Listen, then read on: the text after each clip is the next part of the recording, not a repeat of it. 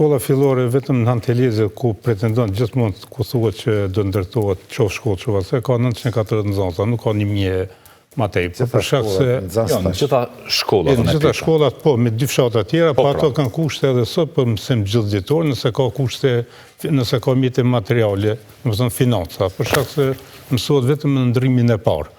Ndërsa shkolla në Hantelezet nuk ka kushte për shkak se i ka dikun mungojnë edhe 4 dhoma ose 5 dhoma, po edhe sot, sikur të fillim ndërtimin e shkollës, për 3-4 vite nuk mund ndërtohet shkolla, derisa të ndërtohet shkolla nga 2 klasë gati çdo vit po kemi ra me nxënësave.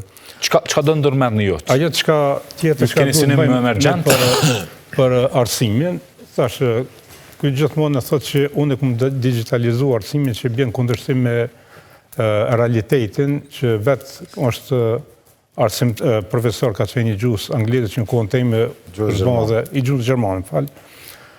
Edhe nga viti 2012 ka qenë me siguri e dini edhe ju se në media ka qenë në lajm kryesor, të gjitha shkollat nga viti 2012 në Hanteleze, në të gjitha dhomat e mësimit ka pas projektor dhe çdo mësimdhënës ka pas në laptop, që i bie që teknologjia informative, digitalizimi në Hanteleze ka filluar në vitin 2012, jo në vitin 2023-2024 që i përmend.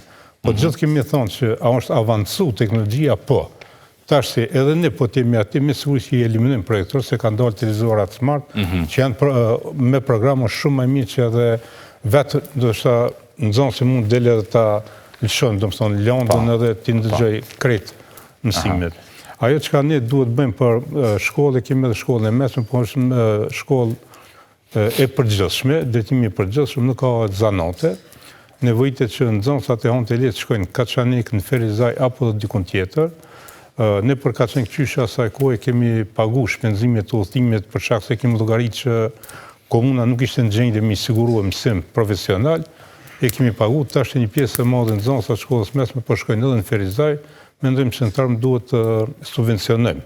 Të paktën t'ja heqmi shpenzimet të udhëtimit, në mënyrë që të mos kenë probleme. Po në Ferizaj. Po në Ferizaj, për shkak se një pjesë e madhe sidomos në drejtime profesionale ose mjekësi diçka, ta që shkojnë në Ferizaj, mund të ketë edhe në Prishtinë, po zakonisht drejtoria e arsimit i mban evidencat. Kemi subvencionu, kemi dhënë bursa gjithmonë edhe më herët, edhe duhet shtohet.